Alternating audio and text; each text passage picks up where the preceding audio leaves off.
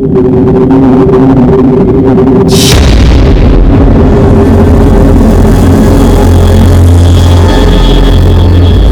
में आता है घर बार पति संसार सब छोड़ के कहीं उड़ जाऊं, पर नील जाप पति का पिंजरा तोड़ के जाएगी कहाँ?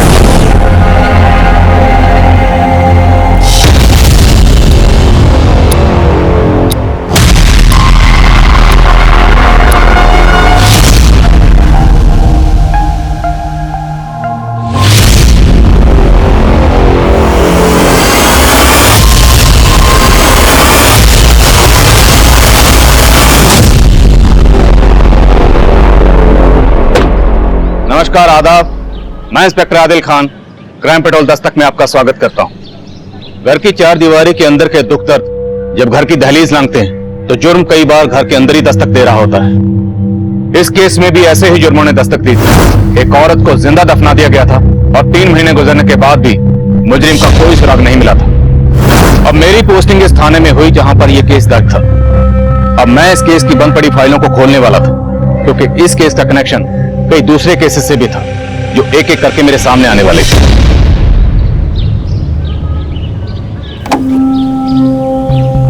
हाँ,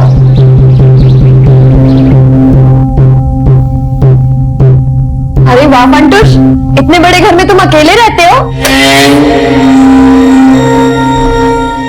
अब तक तो अकेला ही था, तुम आ गई हो तो जैसा तुम सोच रहे हो वैसा कुछ नहीं होने वाला।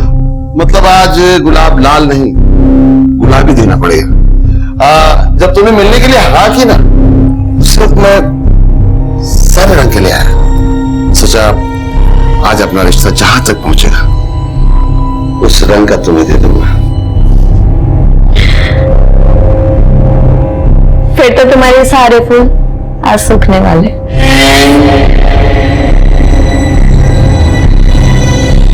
मैं अपने फूल सूखने नहीं देता। मगर इस्तेमाल में ना आए तो मैं इनकी पंखुड़ियां निकाल कर इस डब्बे में डाल देता हूँ। छी, ये क्या है? मैं अपने फूलों की पंखुड़ियां है ना मिश्री में डुबो कर रख देता हूँ और वो बन जाते हैं गुलकंद। मैं गुलकंद नहीं खाती। ऐसे कैसे नहीं खाती? देखो मैं कह रहा हूँ ना, हाँ आप टेस्ट करो, बहुत अच्छा होता है, खाओ। नहीं। अरे थोड़ा तो खाओ।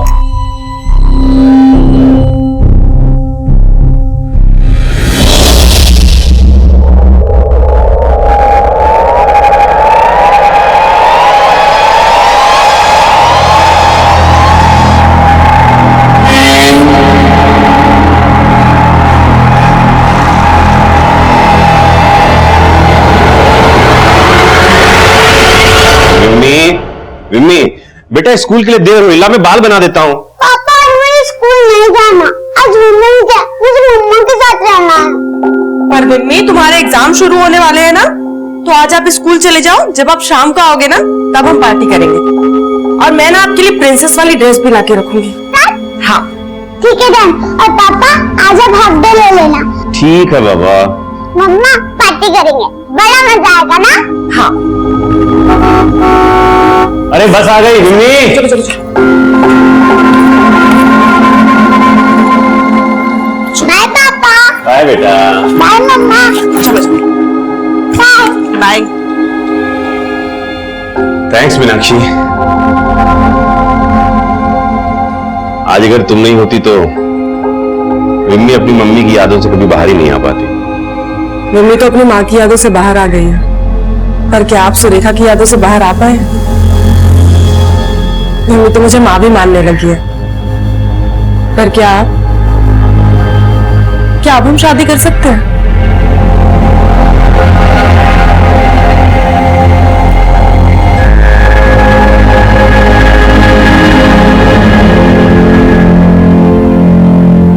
मुझे पता नहीं था कि वो कमीना मेरे साथ ऐसा करेगा।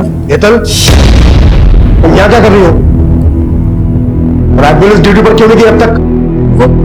वो मैं बस अभी जा ही रही थी सर।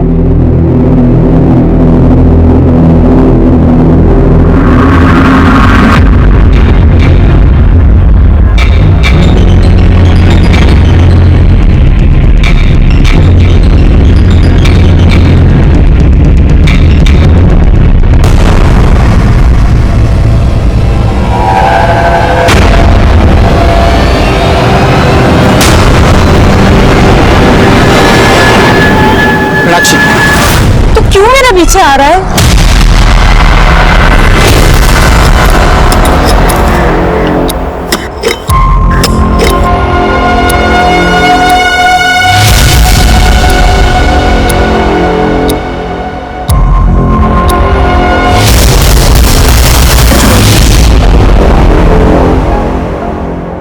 तो आज टीचर ने क्या पढ़ाया स्कूल में? आज स्कूल में मिस्टर इंडिपेंडेंस का ऐसे पढ़ाया।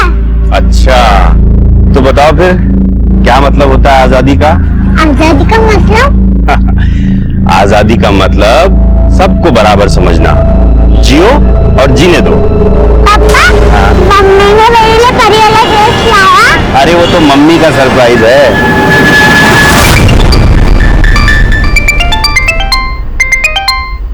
हाँ प्रबुल शुट।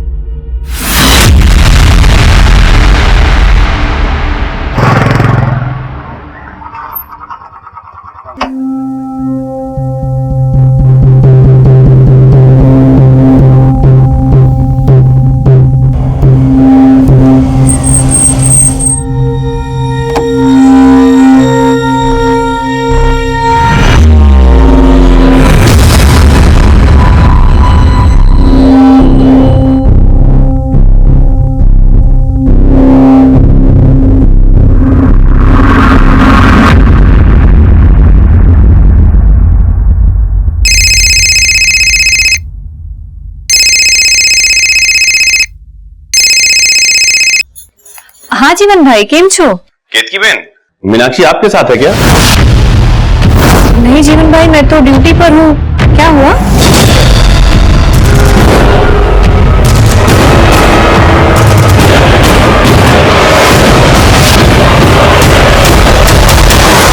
ये मीनाक्षी साहब, मेरी बीवी। कब से मिसिंग है? दरअसल मीनाक्षी मेरे साथ नहीं रहती साहब। मतलब आपकी बीवी आपके साथ नहीं रहती तो किसके साथ रहती है? वो जीवन के साथ रहती है। हाँ जीवन? वो जीवन लवर है उसका साहब। जानता हूँ साहब, ये सब आपको अजीब लग रहा होगा, लेकिन उसने जीवन के लिए मुझे छोड़ दिया।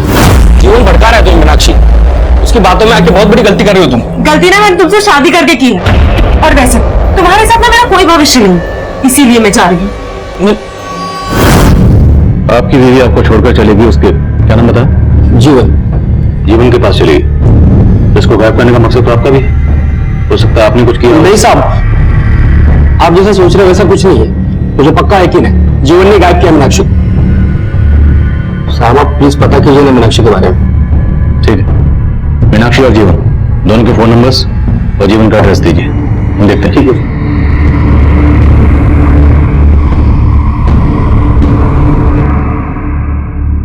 पापा, मम्मा कहाँ है? आप अकेले क्यों आए? बेटा,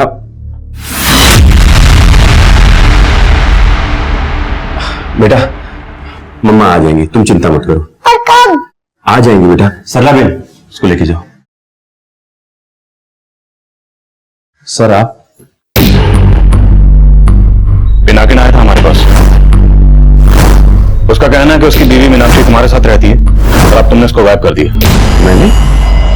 अरे कैसी बात कर रहे हैं सर, मैं एक समाज सेवक हूं और आधा उधना जानता है कि पिनाकिन मीनाक्षी के साथ कैसे बर्ताव करता था। पर कोई 6 महीने पहले मीनाक्षी हमारे एनजीओ में आई थी। मीनाक्षी डोमेस्टिक वायलेंस की शिकार थी। पिनाकिन न सिर्फ उसको मारता था बल्कि उसके दूसरी औरतों के साथ संबंध भी थे। मीनाक्षी ने यह सब मुझे बताया था।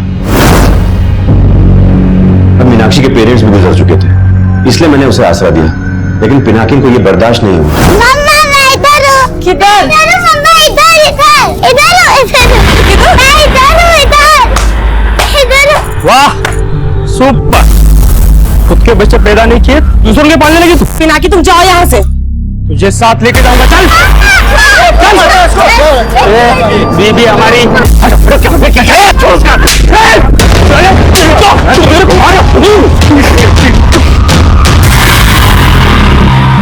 छोड़ूंगा नहीं तुम दोनों को। अब तो मुझे पक्का लग रहा है सर कि उसने बदला लेने के लिए पहले मीनाक्षी को गायब किया और अब मुझ पर झूठा आरोप लगा रहा है। और ये तो सच है ना कि मीनाक्षी अभी भी कानूनी तौर पर पिनाकिन की बीवी। तुम्हारा उससे क्या रिश्ता? और जब हम यहाँ आए तो तुम्हारी बेटी मम्मी मम्मी बोली थी। किसकी बात कर रही थी? मीनाक्षी की? हाँ सर, वो मेरी बीवी सुरेखा की मौत के बाद मिम्मी काफी अकेली पड़ गई थी और मीनाक्षी के हमारे घर में रहने के दौरान वो उसके काफी क्लोज आ रही थी। किसके, मिम्मी के या तुम्हारे भी? नहीं सर, मेरा और मीनाक्षी का रिश्ता दोस्ती का है। मीनाक्षी को आखिरी बार कब देखा था? उसकी एक फ्रेंड ने बताया कि वो हॉस्पिटल गई थी। हॉस्पिटल? वो मीनाक्षी को सर बैक पेन की प्रॉब्लम थी और मेदनी सिटी से उसका इलाज चल रहा था। मैं गया था सर हॉस्पिटल, लेकिन वहां उन लोगों ने बताया कि वो वहां पहुंची ही नहीं थी।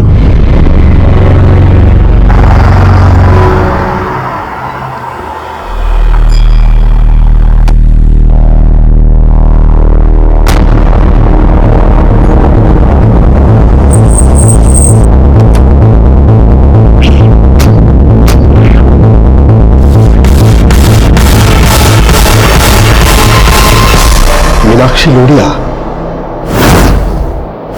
हाँ, मीनाक्षी लोडिया। उसे तो बैक एक है और मैं ही उसे ट्रीट कर रहा हूं, लेकिन आज वो वाकई में यहां नहीं आई। अगर मीनाक्षी वाकई हॉस्पिटल में आई थी तो जाहिर सी बात है उसके साथ जो भी हुआ होगा, घर से लेके इस हॉस्पिटल के बीच के रास्ते में कहीं कुछ हुआ होगा। जय सर, आसपास पता करो, अगर कोई सीसीटीवी है तो उसकी फुटेज निकलो। Yes sir. एक मिनट सर, इस मीनाक्षी का मिसिंग केस मुझे एक दूसरे केस की याद दिला रहा है। कौन सा केस? सर, मीनाक्षी की तरह नीलिजा का मिसिंग केस भी उसके पति हरि ने फाइल किया था। ये उसका फोटो। और तब हरि ने भी यही बोला था कि नीलिजा आखिरी बार मेडनी सिटी हॉस्पिटल गई थी। सर, नीलिजा को अस्थमा की प्रॉब्लम थी और डॉक्टर नरसिम्हा ही उसका इलाज कर रहा था। और जब हमने डॉक्टर नरसिम्हा से उसके बारे में पूछताछ की तो उन्होंने यही कहा जो उन्होंने अभी मीनाक्षी के लिए बोला।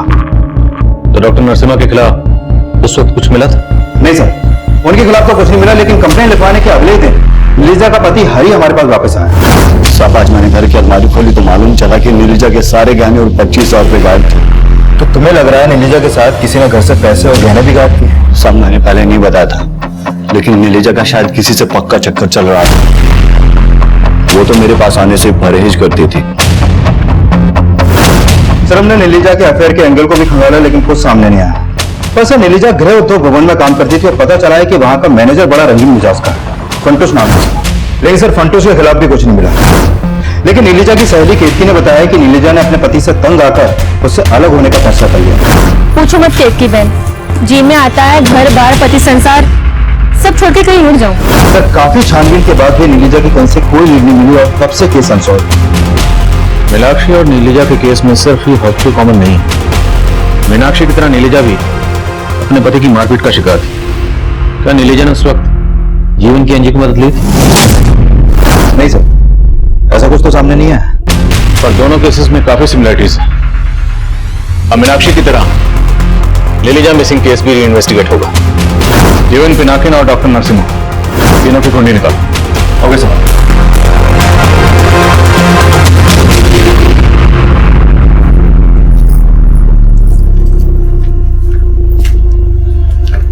जिग्ना, अब सुन, वो सेठ से तेरी तनख्वाह बढ़ाने की बात की थी, मान गया हो? तू मेरी तनख्वाह क्यों बढ़वा रहा है, इसका अंदाजा है मुझे। भला चाहता हूं मैं तेरा। इतनी छोटी उम्र में तेरा पति मर गया है, हमदर्द हूं मैं तेरा। हमदर्द बनके तुम्हें कितनों को दर्द दिए हैं सब पता है मुझे।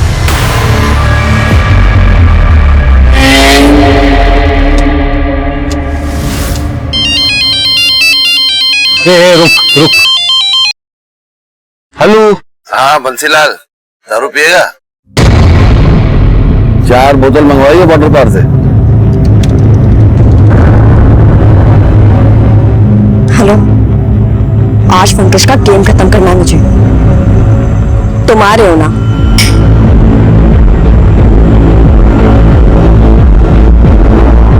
रोज ऐसे ही मजा दूंगा, दारू के अलावा तेरा और जुगाड़ करूंगा, लेकिन तुझे मेरा एक काम करना होगा।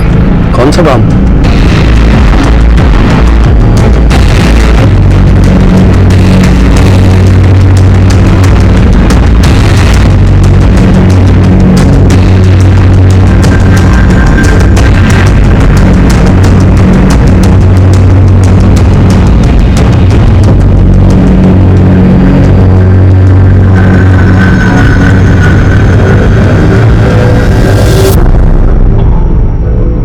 जाओ, मेरा नाम लेना। सर, मीनाक्षी का फोन मेडिनी सिटी हॉस्पिटल जाने वाले रास्ते पे ही बंद हुआ था और तब वहां पर पिनाकिन का फोन भी अटका था। और पूछताछ में पता चला है कि पिनाकिन कल उसी हॉस्पिटल जाने वाले रास्ते पर मीनाक्षी के साथ देखा गया था। मीनाक्षी, तो क्यों मेरा पीछे आ रहा है? अब मैं तुम्हें भागने नहीं दूंगा मीनाक्षी। तू भागने नहीं देगा? सर, उन दोनों को वहां पर एक दुकानदार ने देखा था और मैंने उस दुकानदार से पूछताछ की। सर, पिनाकिन घर पर नहीं है, लेकिन अब प्रोफाइल के लिए काम करता है, वो वहीं पर होगा। प्रफुल सेठ, ये 15,000 का हिसाब ही नहीं मिल रहा है और वो संजय आजकल करके टाल देता है। इस संजय को दो, मुझसे आगे मिले। ठीक है सर।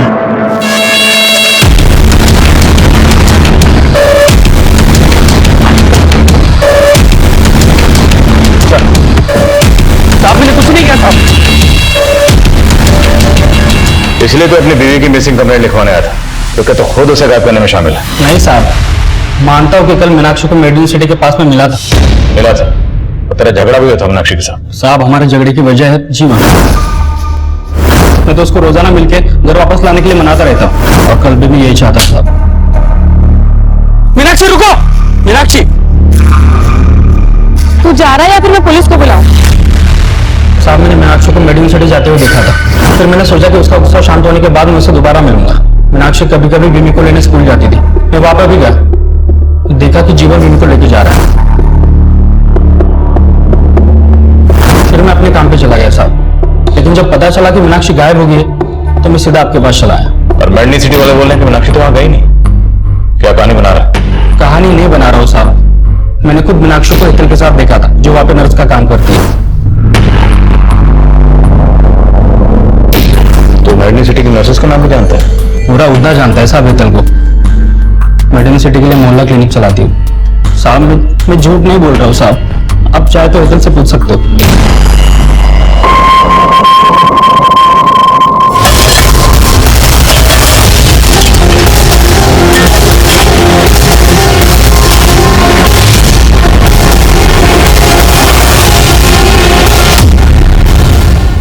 सर, मैंने आपसे कोई झूठ नहीं कहा है।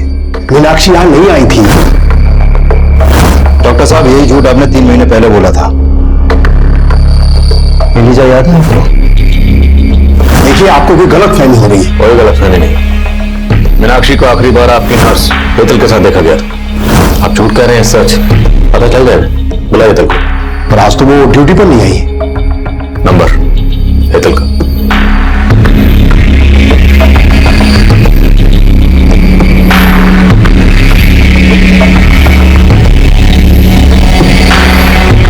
सर, नंबर बंद है हेतल का। मैं स्टाफ से पूछता हूँ।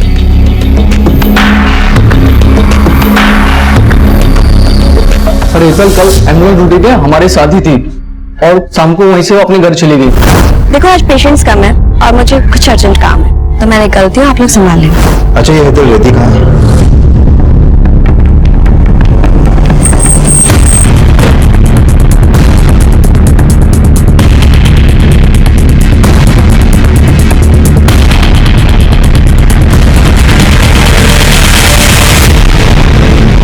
हाँ सर, हेतल को यहाँ काफी लोग जानते थे, क्योंकि वो मेडिनी सिटी के लिए कई गरीब पेशेंट्स की मदद करती थी। पर मीनाक्षी के साथ।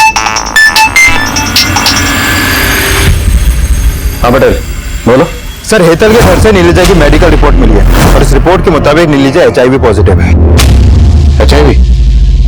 पर डॉक्टर नरसिम्हा ने तो कहा था कि उसे अस्थमा। सर, इस मेडिकल रिपोर्ट में डॉक्टर नरसिम्हा का ही साइन है। सर, नीलिजा को अस्थमा ही था, HIV नहीं। ये रिपोर्ट गलत है। तो ये रिपोर्ट किसने बनाई? और ये साइन किसके? हेतल को जानबूझ के एम्बुलेंस की ड्यूटी पे लगाया गया ताकि वो मजबूर पेशेंट्स को यहां लाए, उसके बाद तुम्हें फंसाओ, ऐंठो और गायब कर दो। नहीं सर, ऐसा नहीं है। लेकिन हाँ, ये हो सकता है कि हेतल ये सब कर रही हो, क्योंकि पेशेंट्स को फाइनल रिपोर्ट वही देती थी। और हाँ सर, ये जो सिग्नेचर है ना, ये मेरा नहीं है। आप चाहे तो किसी हैंडराइटिंग एक्सपर्ट से चेक करवा सकते हैं। बेटा, लो खाना खा लो। मुझे खाना नहीं खाना, मुझे मम्मा चाहिए। बेटा खाना खा लो, मम्मा आ जाएंगी। जब तक मम्मा नहीं आएगी तब तक मैं खाना नहीं खाऊंगी। मम्मी मम्मा गई तो अब मुझे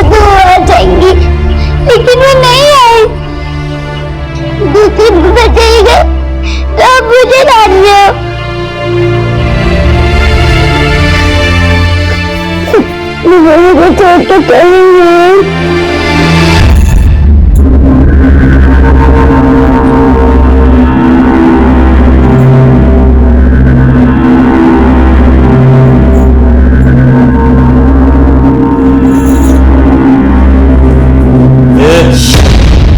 सब पता है मेरी पीठ पीछे क्या करती है तू। उस फंटूस ने सब बता दिया है। उसने दारू पे ला दी तो उसकी बातों पर भरोसा कर लिया। कल को लालच में आके बोलोगी जा जाके उसके साथ सो जा।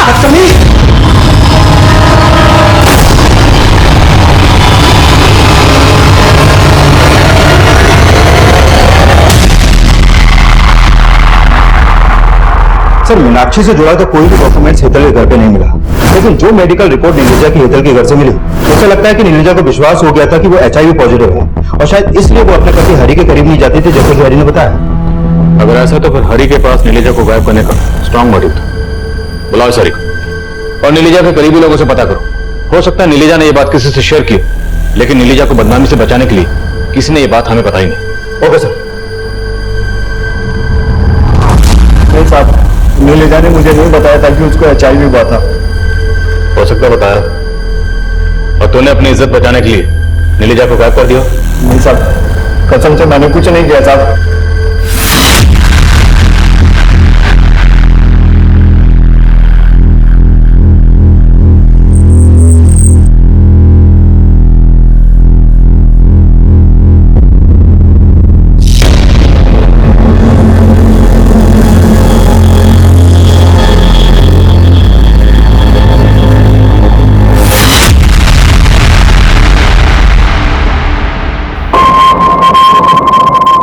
नीलिजा और जिगना गृह उद्योग में काम करती थी और वहां काम करने वाली केतकी मीनाक्षी की दोस्त थी, और जिगना के गायब होने का राज इस केस को एक नए भूलभुलैया में उलझाने वाला था।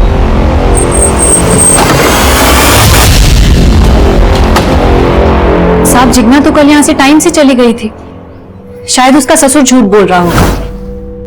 वो झूठ क्यों बोलेगा? एक नंबर का दारूबाज है वो सर, जिगना ने बताया था मुझे। अरे वो तो पैसों के लिए फंटूश के साथ जिगना को। फंटूश के साथ क्या?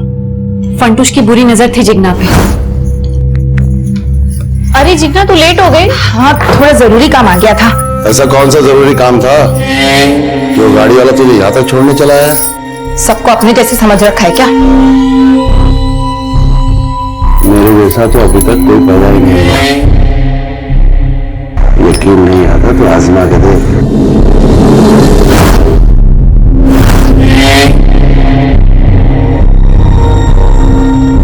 अब मेरे गुलकंद को किसी दूसरे का इंतजार है। तू जो कर रही है एकदम सही कर रही है, किसी से डरने की जरूरत नहीं है। मैं तेरे साथ हूं। वो उस पर हाथ साफ करना चाहता था, इसलिए वो पैसे भी खिला रहा था उसके ससुर को। फंटूश है कहाँ? आज ड्यूटी पर नहीं आया वो।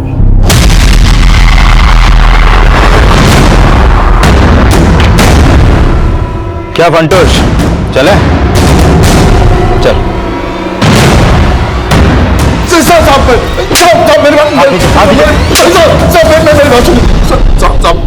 मैंने कुछ नहीं किया साहब, मैं जानता नहीं जिगना कहाँ है। उसको तो किसी और का चक्कर था साहब। झूठ क्या को बोलूंगा साहब? आप उसके ससुर से पूछ लो। वो तो वही बोलेगा ना जो तूने से पढ़ाया होगा। साहब मैं इतना गया गुजरा नहीं हूँ कि उस फंटूस के लालच में अपनी बहू की इज्जत का सौदा कर दूंगा। जिगना को भी यही गलतफहमी हो गई थी। देखो अगर झूठ बोला तो? नहीं साहब झूठ नहीं बोल रहा हूँ, सच तो यह है कि जिगना बहुत बदल गई थी। जरूर कोई था उसकी जिंदगी में जिससे मिलने जाती थी। सर फंटूश और बंसीलाल दोनों यही बोल रहे हैं कि जिगना का किसी के साथ अफेयर था। हाँ सर। सर कहीं इस जिगना के गायब होने का भी नीलिजा और मीनाक्षी से कोई कनेक्शन तो नहीं है? अभी तक हम यही मानकर चल रहे थे कि इन दोनों को गायब करने के पीछे हेतल का हाथ होगा। सर फंटूश के मोबाइल में हेतल का एक वीडियो मिला है। साहब मैं मानता हूँ साहब कि मैं हेतल को ब्लैकमेल कर रहा था साहब। मैं गुलकंद नहीं खाती। ऐसे कैसे नहीं खाती? कह रहा हूँ ना, आप टेस्ट करो, बहुत अच्छा होता है, खाओ। नहीं। अरे थोड़ा सा तो खाओ।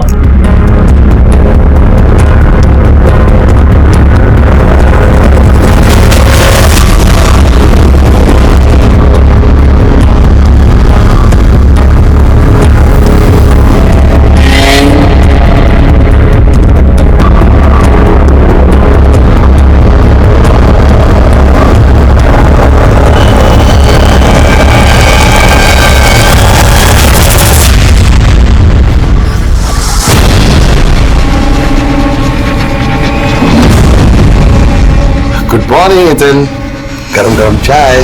पंटुष, तुमने बिल्कुल भी ठीक नहीं किया। जो कुछ भी हुआ है हम दोनों की मर्जी से हुआ है। हाँ। अरे ये देखो, ये फूल देखो, ये हम दोनों मिलकर सजाया था। अब हमारा रिश्ता इतना पक्का हो गया कि अब ना तुम्हें गुलाब देने की जरूरत पड़ेगी, मैं गुलकंद खिलानी।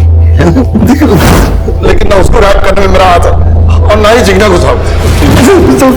मैंने सिर्फ इन दोनों को नहीं, नीलिजा और मीनाक्षी को भी गायब किया। नहीं साहब, मैंने कुछ नहीं किया साहब।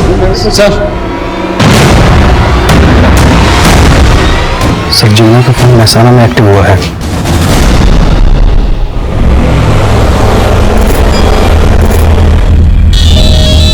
जिगना, जिगना कहाँ है तू?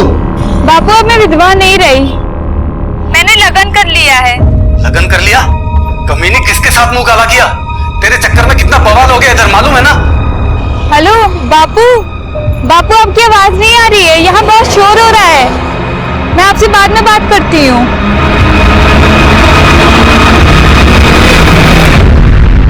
बैकग्राउंड में इतना शोरगुल है, इतनी इमेज में कॉल करना, मुझे लगता है जिगना ये कॉल जरूर हमें गुमराह करने के लिए किया गया। लेकिन सर ये जिगना नहीं है तो क्या इन औरतों के गायब होने के पीछे किसी औरत का हाथ है? और माना फंटूश ने हेतल को ब्लैकमेल किया, लेकिन उसने ये नहीं कबूला कि उसने हेतल को मारा। कहीं ये हेतल तो नहीं? नहीं बेटा, ये कॉल हेतल ने नहीं किया, लेकिन अब सवाल ये है कि अगर ये कॉल हेतल ने नहीं किया तो फिर ये औरत कौन है? सर अगर ये हेतल नहीं है तो एक औरत है जिस पर मुझे शक है। कौन? केतकी। सर ये केतकी मीनाक्षी, नीलिजा और जिगना के काफी करीब है और इन तीनों औरतों के गायब होने के पीछे वो लगातार इनका पर्सनल एंगल जोड़ रही है। केतकी और नीलिजा तुमसे अपना हर दुख दर्द बांटती थी, शायद उसने अपनी बीमारी के बारे में भी तुम्हें कुछ बताया? नहीं सर, लेकिन ये सच है कि वो अपने पति से बहुत तंग आ गई थी, हो सकता है उसके पति ने उसे मारा हो। पर्सनल एंगल लग तो नहीं रहा, ये जरूर कोई बड़ा गेम है। कॉल महसाना से किया गया, पता करो केतकी कहाँ है। Okay sir. सर मैंने जिगना की कॉल डिटेल्स चेक की, जिगना की प्रोफाइल से लगातार बातें हो रही थी। प्रफुल्ल, जिसके यहाँ पिनाकिन काम करता है? हाँ सर।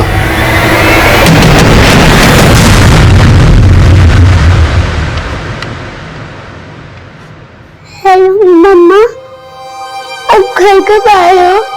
मैं आपको बहुत मिस कर रही हूँ।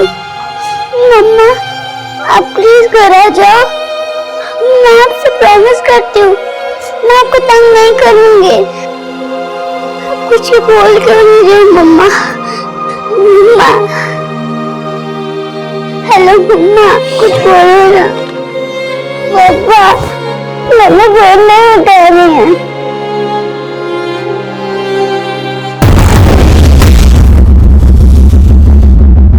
जिगना को जानते थे ना? हाँ सर, जिगना मुझसे मिल रही थी। दरअसल वो अपनी जमीन मुझे बेचना चाहती थी और कल ही हमारी डील हुई थी। सर जमीन जिगना के पति के नाम पर थी, पहले उसने उस जमीन को अपने नाम पे ट्रांसफर करवाया, जिसके लिए मैंने उसकी मदद भी की थी। तो साहब यही वजह थी कि हम अक्सर उससे मिला करते थे। और जिगना ने इस डील के बारे में अपने ससुर को कुछ नहीं बताया? क्या छुपा रहे? साहब आप ये पेपर देख लीजिए। और साहब जिगना ने मना किया था ये बात अपने ससुर को बताने के लिए, और इसके अलावा साहब मैं कुछ नहीं जानता। ये प्रफुल्ल कुछ ठीक नहीं लग रहा, पिनाकिन भी इसके लिए काम करता है। हो सकता है दोनों मिलकर औरतों को गायब कर रहे हो। पता करो केतकी का इनसे क्या कनेक्शन है। साहब आपको मेरे बारे में कोई गलतफहमी हो रही है। हाँ ये आप सही सोच रहे हो कि वो कॉल जिगना ने नहीं किया होगा, जरूर कोई साजिश कर रहा है साहब। क्या पता तुम भी इस साजिश में शामिल हो? क्या साहब, मैं यहाँ हूँ और आप सोच रहे हैं कि महसाना से मैं। तुमने नहीं किया तो हो सकता है केतकी वो कॉल तुमने किसी और से करवाया हो। मैंने ऐसा कुछ किया ही नहीं है साहब।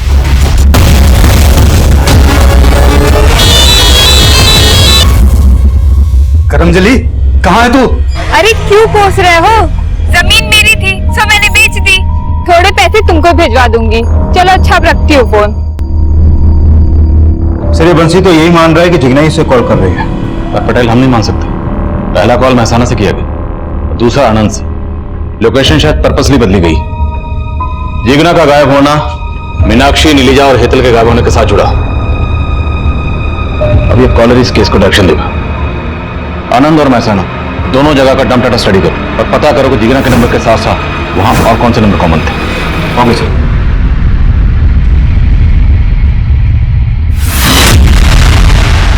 दोनों एरियाज के डंप डाटा को चेक करने के साथ साथ हमने इन औरतों से जुड़े हर शख्स को फिर से खंगालना शुरू किया। जीवन, पिनाकिन, प्रफुल्ल, केतकी, बंसीलाल, हरी, फंटूश और डॉक्टर नरसिम्हा के अलावा 100 से ज्यादा लोगों से पूछताछ की गई। तभी डंप डाटा की छटनी में से एक कॉमन नंबर ने हमारा ध्यान अपनी ओर खींचा। सर, जिगना के नंबर के साथ जो कॉमन नंबर महसाना और आनंद में एक्टिव था उसका पता चल गया। वो नंबर है संजय सिसोदिया के नाम पर रजिस्टर्ड है। सर, ये संजय जिगना के कॉल के बाद एक दूसरे नंबर पर कॉल करता था जो फेक आईडी से लिया गया था, और वो फेक आईडी का नंबर उधना में ही एक्टिव था। मतलब कोई उधना से ही संजय के साथ मिलकर ये खेल खेल रहा था। हाँ सर, और पिनाकिन की तरह ये संजय भी प्रफुल्ल के लिए काम करता है। पिनाकिन या प्रफुल्ल, तो हो सकता है ये सब इसमें शामिल हो। साहब बोलता हूँ सर, साहब मैं संजय को ठीक ठाक से जानता तक नहीं, तो प्रफुल्ल शब्द का साहब नहीं सर। साहब, संजय बस एक मेरी जमीन का केयर टेकर है। थोड़े दिन पहले उसने मुझे बोला था कि उसको अपने गांव जाना है। इसके अलावा मैं कुछ नहीं जानता साहब। गाँव कौन सा उसका? भरोज साहब। संजय तुम्हारी कौन सी जमीन का केयर टेकर है?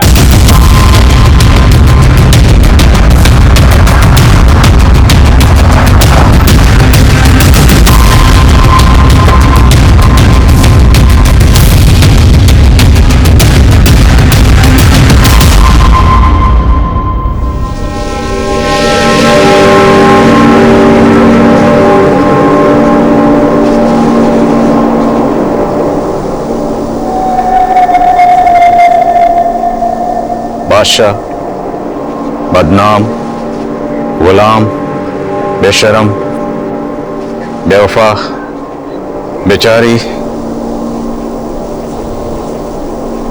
सर, पौधों के ऐसे नाम भला कोई क्यों रखेगा? ये जरूर किसी सिलवरे का काम है। नहीं बेटा, ये नाम इन पौधों को नहीं दिए गए, ये नाम वो औरतों को दिए गए। खुदवा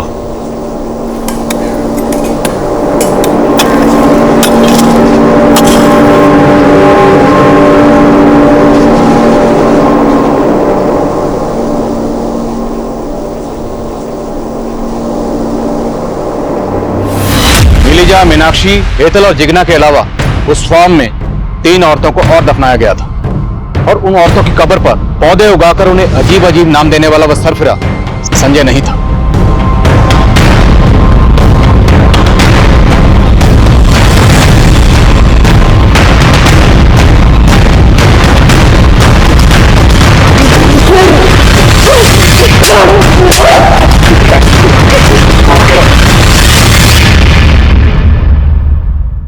यहाँ मेरी मुलाकात हेतल से हुई, जो इलीगल तरीके से गवर्नमेंट हॉस्पिटल की मेडिसिन को बाहर सप्लाई कर रही थी। मैंने उसे पकड़ लिया था। Sir please sir, sorry sir. Sir मैं अब्रॉड जाकर के पढ़ना चाहती थी, बस इसीलिए लालच में अगर गलती हो गई मुझसे। आज एक गलती करी है, कल को और बड़ी बड़ी गलतियां करोगी। नहीं सर, सर प्लीज मुझे माफ कर दीजिए, आगे से कभी ऐसा कुछ नहीं होगा सर। प्लीज सर मुझे माफ कर दीजिए। मैंने सोचा कि महान बनकर आज तक मैंने क्या कर लिया, इसलिए मैंने अपने जमीर को पूरी तरह से मार दिया और हेतल से हाथ मिला लिया। सर, वो ऐसी औरतों को ढूंढ के लाती थी जो तकलीफ में होती थी। नीलजा की झूठी HIV रिपोर्ट भी मैंने ही बनाई थी। सुनो, अब तुम नीलजा को बोलना कि उसकी बीमारी ठीक हो सकती है और उसे लेके फार्म हाउस पे आ जाना। ओके। वो फार्म प्रफुल्ल का था सर, लेकिन उसका केयर टेकर संजय, वो मेरा पुराना दोस्त था। हमने उसे भी पार्टनर बना लिया था। हेतल नीलजा को लेकर हमारे फार्म पे आई थी। नीलजा को लगा था कि वहां कोई बड़ा डॉक्टर उसका इलाज करेगा, लेकिन हमने सर इलाज करने के नाम पे उसको इंजेक्शन लगा के बेहोश कर दिया था।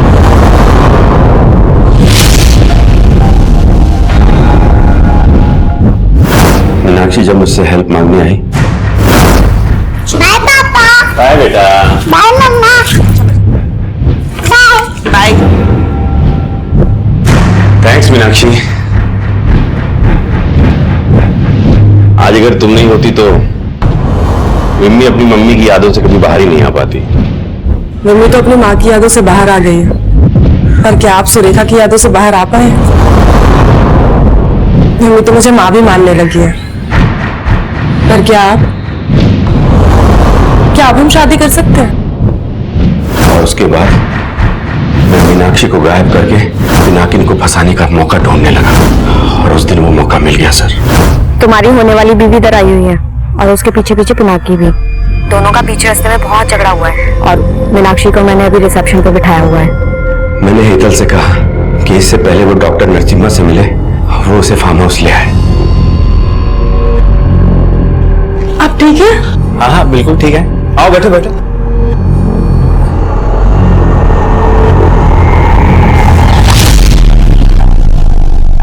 लेकिन हेतल, वो तो तेरे लिए काम करती थी, उसको क्यों मारा? उसने फंटूज को टारगेट बनाया था, लेकिन फंटूज ढीला छावड़ा निकला। वो उल्टा उसको ही ब्लैकमेल करने लगा। तो वो मीनाक्षी के बाद फंटूज को मारना चाहती थी। मैंने उसको कुछ दिन रुकने के लिए कहा था। तुम मर्द हो इसलिए बोल रहे हो, मालूम है उसने इज्जत लूटी है मेरी। अरे तो लूटने देना, थोड़े दिन सो जा उसके साथ, बाद में हम लोग देख लेंगे। तुम्हें समझ के रखा मुझे। जीवना के पीछे तो पहले से पड़ा था। हाँ सर। अरे जिग्ना, कहाँ जा रही हो? आओ हम छोड़ देते तुमको। जिग्ना के मरने के बाद आप बहुत हाथ पैर मार रहे थे, तो मैंने ही जिग्ना का फोन संजय को देकर भगा दिया, और मेरे ही कहने पर संजय की बीवी जिग्ना बनकर बंसीलाल को फोन करती थी। मैं शाना और आनंद से संजय मुझे अपडेट दे रहा था कि उसने अपनी बीवी से फोन करवा दिया है। मुझे नहीं लगा था कि आप लोग कभी उस फार्म हाउस तक पहुंच पाएंगे। लेकिन तूने सबको मारा क्यों? मैं तो एक समाज सेवक था सर। जियो और जीने दो, यही सीखा था मैंने। पर मेरी बीवी बोलती थी कि मेरे इन विचारों का रत्ती के भाव भी मोल नहीं मिलेगा। तुम्हारी समाज सेवा से ना हमारा पेट नहीं भरने वाला, और ये जो भी कुछ हमारे पास है ना वो मैं अपने मायके से लाई हूँ। तुमने तो सगाई पे भी अंगूठी चांदी की पहनाई थी। सुरेखा, तुम मुझे हमेशा ना यही ताने मत दिया करो। अरे क्यों ना मारूं, है क्या तुम्हारे पास? मैं कह रहा हूँ शांत हो जाओ, एक शब्द भी और नहीं सुन सकता मैं। अरे क्यों चुप हो जाओ, औकात क्या है तुम्हारी? मैं कह रहा हूँ चुप हो जाओ सुरेखा। उसकी चिक चिक से तंग आकर एक दिन गुस्से में मैंने उसे मार दिया। एक समाज सेवक खूनी बन गया था सर, इसलिए क्योंकि वो अपनी बीवी के लिए सोना नहीं खरीद पाया। उसके पास ज्यादा पैसे नहीं है, तो उसको बोलना कि गहने लेके आ जाए। मीनाक्षी जब मुझसे हेल्प मांगने आई तो मैंने पता किया कि उसके नाम पे काफी जायदाद है। मैं उसे अपने घर में शरण देकर उसकी जायदाद हड़पना चाहता था। जिग्ना मेरे एनजीओ में आई थी, तो प्रफुल्ल ने कहा कि अगर मैं उसे जिग्ना की जमीन बिकवा दूं तो वो डील का 2% मुझे देगा। इसलिए मैं जिग्ना का ब्रेन वॉश करना शुरू कर दिया था।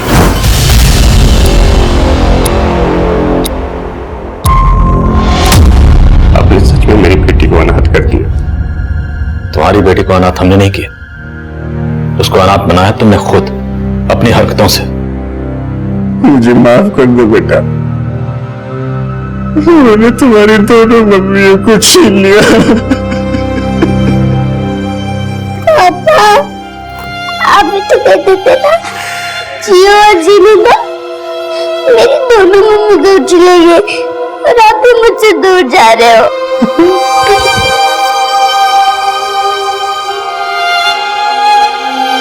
पापा, पापा मत जाओ, पापा मत जाओ, पापा मत जाओ, पापा। एक समाज सेवक से पेशेवर मुजरिम बनने तक जीवन सोलंकी के इस बदलाव को उसके आसपास के मौजूद लोगों में से किसी ने कभी महसूस ही नहीं किया। लेकिन जब भी हम इस तरह के लोगों से मिलते हैं तो उनके हाव भाव में, उनकी बातों में किसी न किसी जुर्म की दस्तक जरूर छुपी होती है, लेकिन उस दस्तक की तरफ कभी गौर ही नहीं किया जाता। रोजाना कई जाने अनजाने लोगों से हमारा परिचय होता है, लेकिन किससे कितना परिचय बढ़ाया जाए, किससे कितनी दोस्ती बढ़ाई जाए, किससे कितना सुख दुख बांटा जाए, इसे लेकर हमेशा सतर्क रहना चाहिए, क्योंकि अक्सर अच्छी छवि वाले लोगों का असली परिचय उतना ही चौंकाने वाला होता है। देखते हैं हमारे आज के एपिसोड की दूसरी कहानी।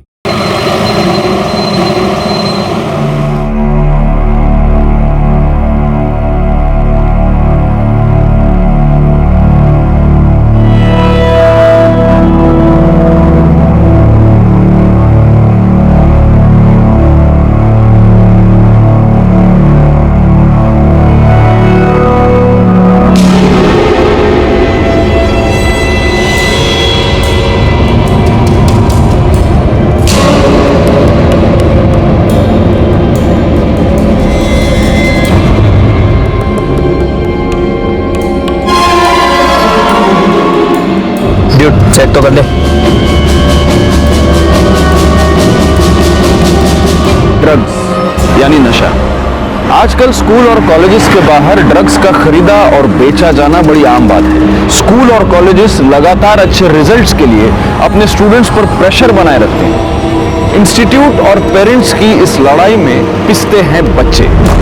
उनके कंधों पर जो उम्मीदों का बोझ होता है उससे इंस्टेंट रिलीफ की उन्हें जरूरत पड़ती है और ये इंस्टेंट रिलीफ देते हैं ड्रग्स। लेकिन कुछ पल का रिलीफ देने वाले ये ड्रग्स उसके बाद हमारे बच्चों की जिंदगी दीमक की तरह धीरे धीरे खत्म करते हैं और हमें पता तक नहीं चलता। आज भी आप में से कईयों को ये पता नहीं होगा कि इस वक्त आपके बच्चे के बैग में ड्रग्स हैं।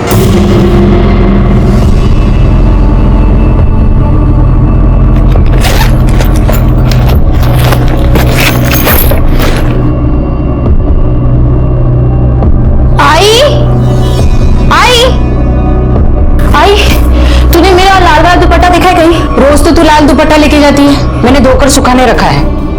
आई तुझे कितनी बार कहा है बिना मुझसे पूछे मेरी चीजों को हाथ मत लगाया कर।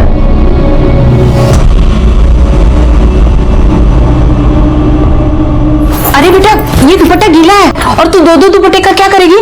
अब तू नहीं समझी गया। बेड़ी कुटली।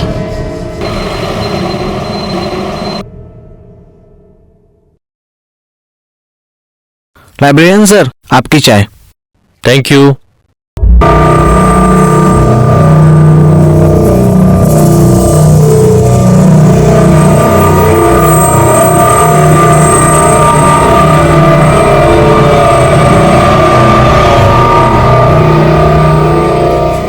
बाकी की बुक्स कल यहीं रिटर्न कर देना और नहीं ले जाना।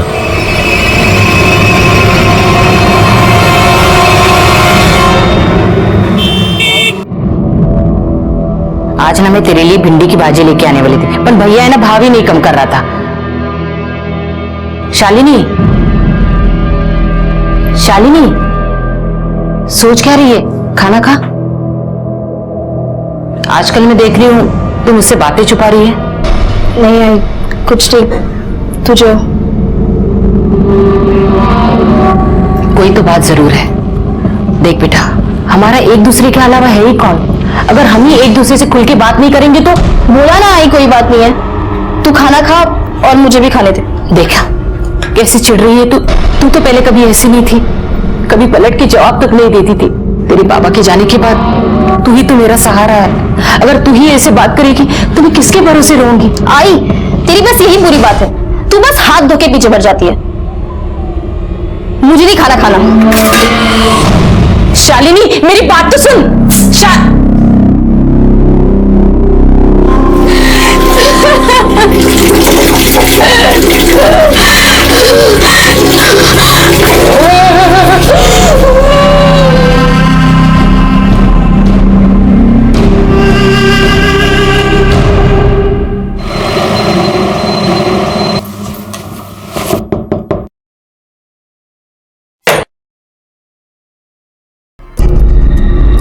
घर का एग्रीमेंट करके 15 दिन हो गए, डिपॉजिट के पैसे कभी मिलेंगे?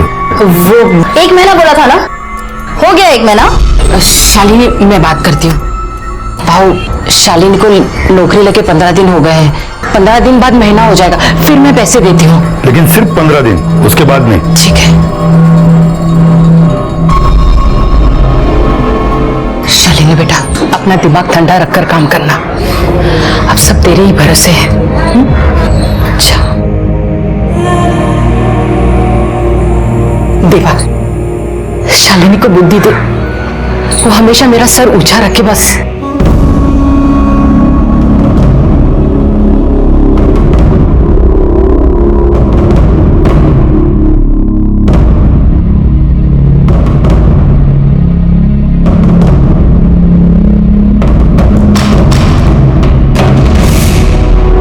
ड्रग्स के आड़ में जुर्म का एक ऐसा सिलसिला शुरू हुआ।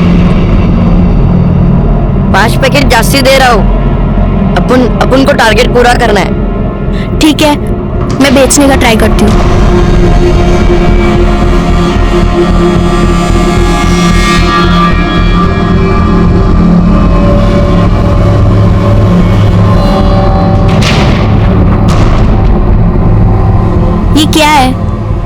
वजन आज भी कम है। तुझे पता है ना, अगर वजन थोड़ा भी कम होता है तो लोग राड़ा करने लग जाते हैं, चक्कू चूरी निकालते हैं। अब इसमें मैं क्या करेगा, ऊपर से तो खुले पैकेट तो कम ही आते हैं। तू टेंशन ना ले, अपन है ना, चल इधर से कल्टी मार लेते हैं, नहीं तो कुत्ते सूंघ लेंगे।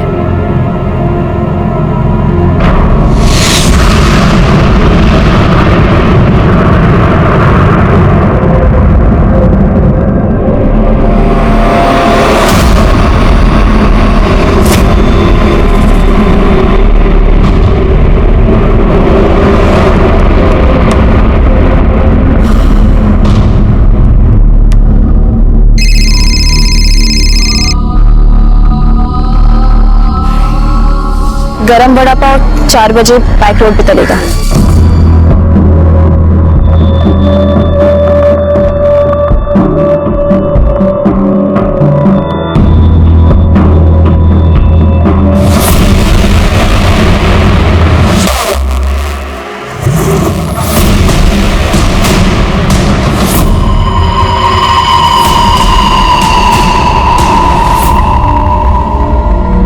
क्या है?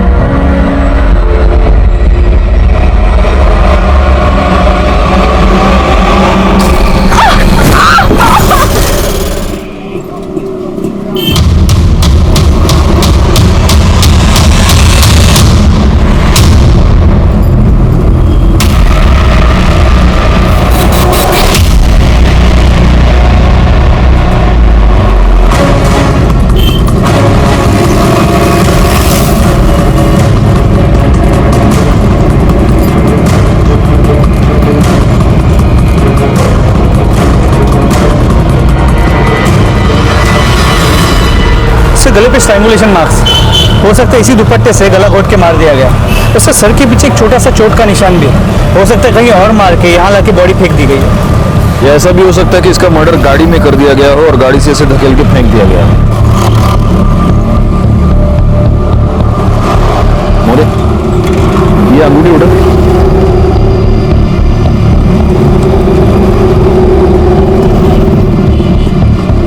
साइज से तो ये अंगूठी इसकी नहीं लगती, हो सकता है कातिल की हो। मतलब कातिल जब उसे मारकर धकेलने की कोशिश कर रहा था तब लास्ट मोमेंट पे उसने कातिल का हाथ पकड़ लिया और गलती से कातिल की अंगूठी इसके हाथ में आ गई। अच्छा, विक्टिम की आइडेंटिटी का कुछ पता चला? सर, ये बैग में से ये आधार कार्ड और ये आइडेंटिटी कार्ड मिला है। सिटी कॉलेज में इंटीग्रेटेड मैनेजमेंट कोर्स की फर्स्ट ईयर की स्टूडेंट थी। शालिनी कुंडलित, भगत सिंह नगर, गोरेगांव वेस्ट। सर, एक इंपॉर्टेंट बात, इसके बैग से ये पैसे मिले, ये ग्राम वेइंग मशीन और ये पुड़िया मिली।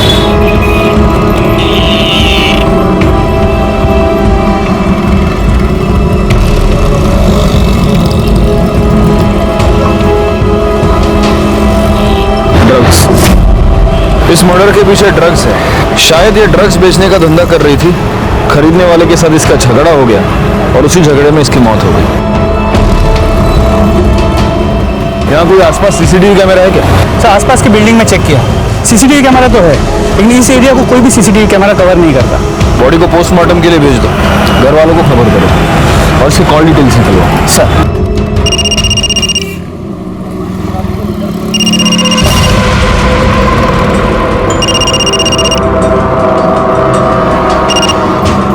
हेलो,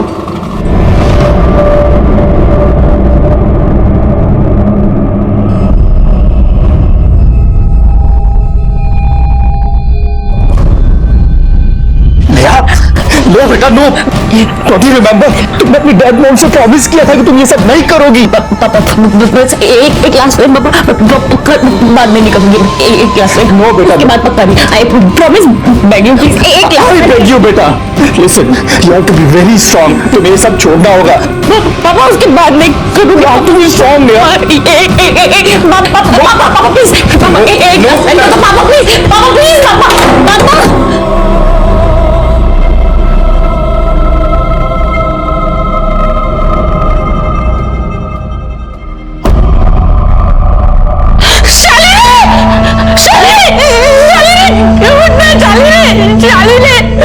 मुझे छोड़ के नहीं जा सकती है, नहीं जा सकती।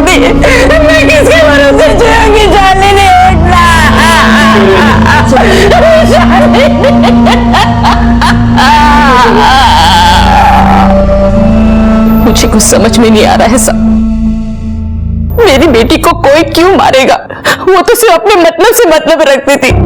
उसका एक ही सपना था कि वो पढ़ लिख कर अपने पैरों पर खड़ी हो जाए। पढ़ लिख कर या नशा बेचकर?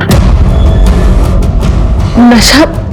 मंजिल, मैं समझी नहीं। तुम्हारी बेटी के बैग से हमें यह मिला है, ड्रग्स की पुड़ियां,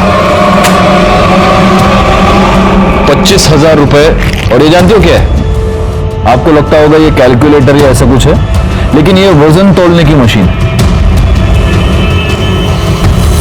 ये सब आपने पहले कभी अपनी बेटी के पास देखा है? मैंने एक बार देखा था, पर मुझे नहीं पता ये क्या चीज है। शालिनी, शालिनी। हाय बेटा, मैंने सुबह तुम्हें पूरन पोली दी थी टिफिन में, कैसी बनी थी? ये क्या है?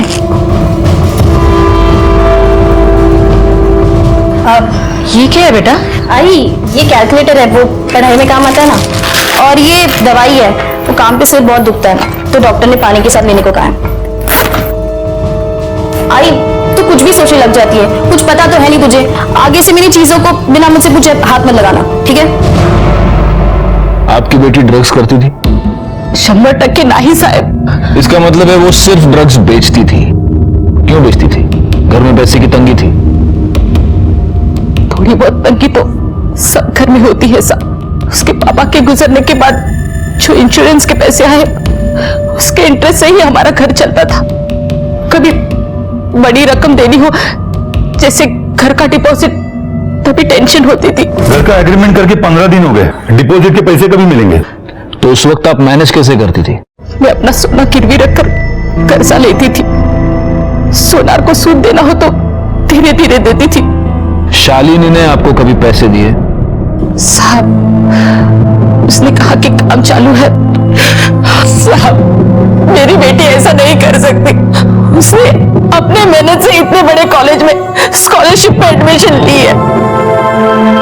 उसको सिर्फ पढ़ने का शौक था और कुछ नहीं। शालीन बेटा, चल गणपति बापा का दर्शन करके आते हैं। आई तू जा ना, मुझे पढ़ाई करनी है। कितना पढ़ाई करेगी तू? रोज तो पढ़ती है तू। देख, गणपति बापा का त्योहार ना साल में एक ही बार आता है। मुझे अकेला जाना अच्छा नहीं लगता। चल ना मेरे साथ। अगर तू भी आएगी ना तो पापा तुझे आशीर्वाद देंगे और तू बहुत पढ़ाई करेगी। हाँ आई, देख तू मेरी वजह से ना अपना त्योहार खराब मत कर, ठीक है? तू जा, अपने लिए भी आशीर्वाद मांगा, मेरे लिए भी, ठीक है? मेरी बेटी हीरा थी पूरे मोहल्ले में। लड़कियां क्या, लड़के भी उसके जैसा बनना चाहते थे। फिर पता नहीं वो ऐसे कैसे भटक गई। क्यों मारा उसको किसी ने? देखिए, अगर आप सच कह रही हैं तो हम पता लगा कर रहेंगे कि वो इस ड्रग्स की दलदल में कैसे फंसी और उसका खून किसने किया। हाँ, एक और बात, क्या आप इस अंगूठी को पहचानती? शालिनी की? नहीं साहब। आपकी है? हमें ये अंगूठी मर्डर स्पॉट से मिली। कहीं आप वहां? साहब, अगर मैं वहां होती तो क्या अपने बेटे को मरने देती मैं?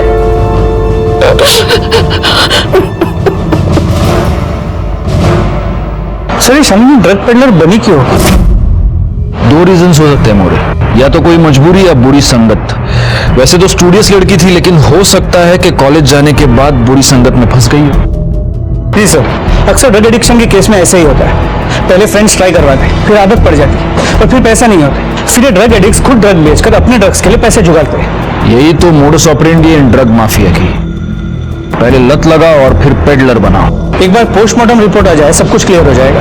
पोस्टमार्टम रिपोर्ट आने तक एक काम करो मोरे, उस अंगूठी के बारे में पता लगाओ। पता लगाओ वो अंगूठी किसकी है। शालिनी का घर, मर्डर स्पॉट, शालिनी का कॉलेज, इसके आसपास जितने भी ज्वेलर्स हैं सबके पास पूछताछ करो। हो सकता है ये अंगूठी हमें कातिल तक पहुंचा दे।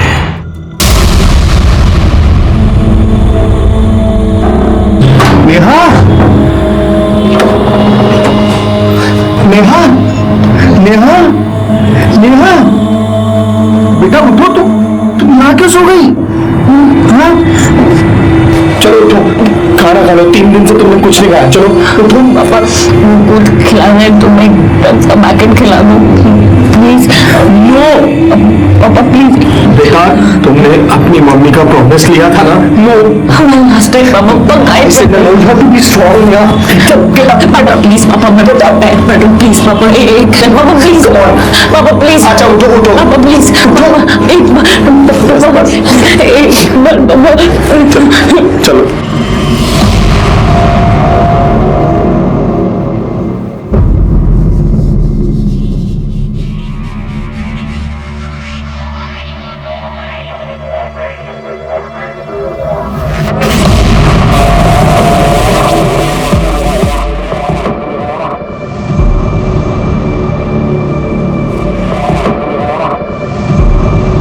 बैठो।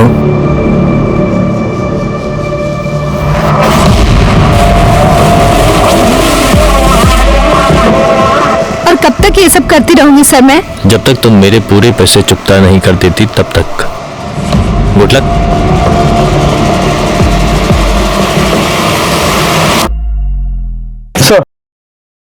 सर शालिनी की पोस्टमार्टम रिपोर्ट, इसके मुताबिक उसके बॉडी में ड्रग्स के कोई भी ट्रेसेस नहीं मिले। मतलब ये शालिनी खुद ड्रग एडिक्ट नहीं थी, ये सिर्फ ड्रग बेचती थी। सर ये शालिनी की कॉल डिटेल्स रिकॉर्ड है। ज्यादातर वो अपनी माँ से बात करती थी, बाकी कुछ कॉल लैंडलाइन और सेल्स वाली कंपनी की है। कॉलेज में कोई बॉयफ्रेंड का एंगल? और नहीं सर, शालिनी की कॉलेज में इमेज बहुत ही साफ सुथरी थी। उसकी माँ सही कह रही थी सर कि वो अपने काम से मतलब रखती थी, कॉलेज में कोई लफड़ा नहीं उसका। पार्टी बेटी कहते डिस्को? नहीं सर, कॉलेज की किसी ने भी उसे पार्टी करते या पैसे उड़ाते नहीं देखा। सर मर्डर साइट पे जो अंगूठी हमें मिली थी उसे हमने आसपास के सभी ज्वेलरी शॉप में चेक करवाया, लेकिन वो वहां के किसी भी दुकान से खरीदी हुई नहीं है। इसका मतलब अब हमारे पास सिर्फ एक ही लीड बचता है और वो है ड्रग्स। अब ये शालिनी ड्रग्स खुद तो मैन्युफैक्चर करती नहीं होगी, कोई उसे सप्लाई करता होगा। एक काम करा मोरे, आपल्या सगळ्या खबरींना कामाला लावा ताबडतोब। सर बड़ा ही कॉम्प्लिकेटेड केस था शालिनी कुंडलिक का। एक मेरिटोरियस लड़की, क्लीन कैरेक्टर, कोई बॉयफ्रेंड नहीं, कोई एडिक्शन नहीं, ज्यादा पैसे खर्च करने की आदत नहीं, और ऐसी लड़की ड्रग पेडलिंग कर रही थी और अब उसका मर्डर हो गया था। उसे इस गुनाह की दस्तक तो मिली होगी जिसे उसने नजरअंदाज कर दिया होगा। हमें कुछ समझ नहीं आ रहा था कि आखिर ऐसी लड़की ड्रग पेडलिंग क्यों कर रही थी और अब किसने उसे मार दिया था। हाँ शोभा, हाँ मैं टिफिन खा लूंगा। अरे अब गोली खाने के बाद ही लूंगा ना मैं, अभी कैसे लूंगा? चलो हाँ तुम रखो फोन, रखो हाँ ओके। सर जहाँ शालिनी का मर्डर हुआ था ये वही रहता है। उस एरिया में ड्रग्स कौन सप्लाई करता है? साहब पूरा इलाका उस्मान का है, लेकिन कभी वो सामने नहीं आता है, वो अंडरग्राउंड रहता है। उसका एक छोकरा है सचिन, वही पूरा काम संभालता है उसका। वही सब टपोरी लोगों को ड्रग्स बेचने को देता है। सचिन मोरे, सचिन लगे होने। तू इस एरिया में ड्रग्स सप्लाई करता है? हाँ सर मैं आपको सब बताएगा, पर मुझे भूख लगी है, कुछ खाने को दो। अच्छा मोरे, वड़ा पाव सांगा डैडी। सर मुझे वड़ा पाव नहीं चाहिए, मुझे क्रीम बिस्किट चाहिए। ओ कुछ पीना भी है? Chocolate milk shake. और कुछ मंगाऊं आपके लिए? वही सोच रहा हूँ सर। देख तेरे पास सोचने के लिए टाइम नहीं है ज्यादा, हमको मालूम है तेरे बैग में क्या है। मोरे खाना पीना बाद में, पहले बैग खोलो इसका। चॉकलेट मिल्क शेक पाहिजे याला।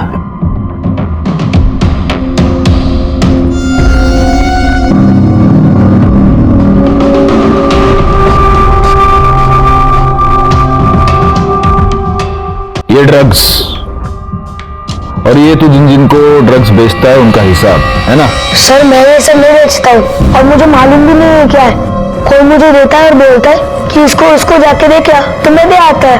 कौन बोलता है? सर वो मैं आपको नहीं बता सकता, वो मुझे जान से मार देगा। मारेगा? कैसे मारेगा? तू पुलिस स्टेशन में बैठा है ना। सर आप मुझे जेल में डालो, नहीं तो मुझे जान से मार दो, लेकिन मैं आपको नहीं बताऊंगा।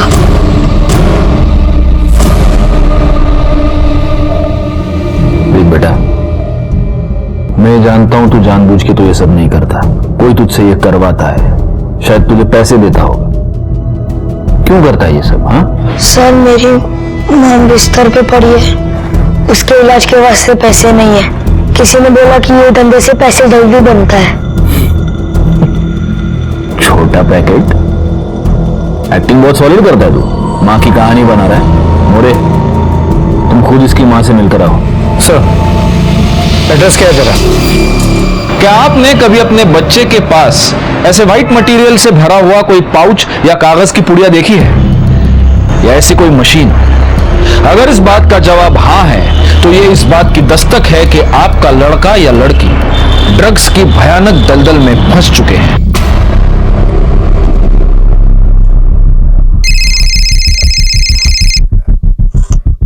हाँ मोरे। सर, ये सचिन सच बोल रहा है। उसकी माँ की तबीयत वाकई काफी खराब है। एक काम करो, पुलिस फंड से इसकी माँ के इलाज के लिए पैसे का अरेंजमेंट करो। जी सर। तुम्हारे माँ के इलाज का अरेंजमेंट कर दिया मैंने। बिस्किट भी हो गया, मिल्कशेक भी हो गया। अब हमारी मदद करोगे?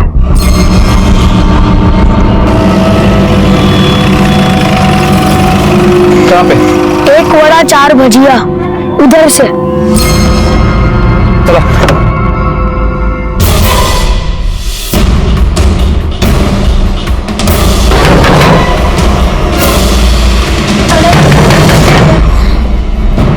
कौन? 1 वड़ा 4 भजिया।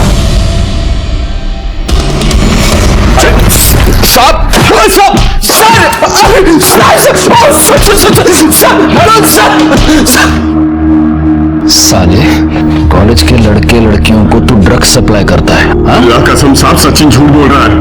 मैं ऐसा कुछ नहीं करता हूँ। अच्छा, पवार तोड़ा वाला, और तब तक तोड़ना जब तक ये सच ना बोल दे। साहब मैं सच बोल रहा हूँ, अल्लाह कसम साहब, अल्लाह कसम साहब, अल्लाह कसम साहब, सच बोल, अरे सब सच बोल, अल्लाह कसम। इसके कॉल डिटेल्स निकलवाओ, चेक करो इसने शालिनी से कितनी बार बात की है, और लोकेशन की डिटेल्स भी, ताकि पता चले कि जब शालिनी का मर्डर हुआ तब ये कहाँ था। सर, मुझे तो लगता है सचिन की तरह शालिनी को भी ड्रग पेडलर इस उस्मान नहीं बनाया। फिर दोनों की भी झगड़ा हो गया, उस्मान ने शालिनी को मार दिया। सीडीआर और लोकेशन की रिपोर्ट आने दो, सब क्लियर हो जाएगा। ये क्या कर रही है बेटा? नो, ओह माय गॉड, ये क्या किया बेटा? बेटा बस कुछ दिनों की बात है, तेरी आदत छूट जाएगी। You will be out of this addiction. Control yourself. तुम्हारी आदत छूटने वाली है बेटा। पापा मेरा मुझसे प्यार करते होगा तो एक ग्लास पे बस ड्रग्स दे दो पापा, please. I swear on no बेटा, नो प्लीज पापा, एक ग्लास पे प्लीज। क्या कर लिया? आप ये ज्यादा सोचिए मत। ये एक सेकंड ना, ये नंबर है, बोल दीजिए बस, गरम गरम रहा था, आपको मिल जाएगा प्लीज। नहीं पापा, यहाँ से मोबाइल से नहीं, गली के जो ग्रोसरी शॉप है ना, उसकी लैंडलाइन से ये नंबर है, ये डायल करना है प्लीज पापा। एक ग्लास में इसके बाद तो बेकार है। कभी नहीं बाइक से कभी प्लीज ला दो एक ग्लास टाइम प्लीज प्लीज पापा।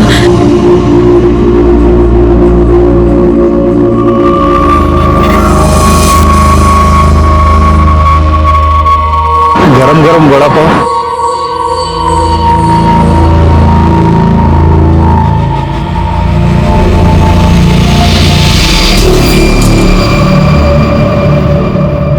मोरे, या चाय दे।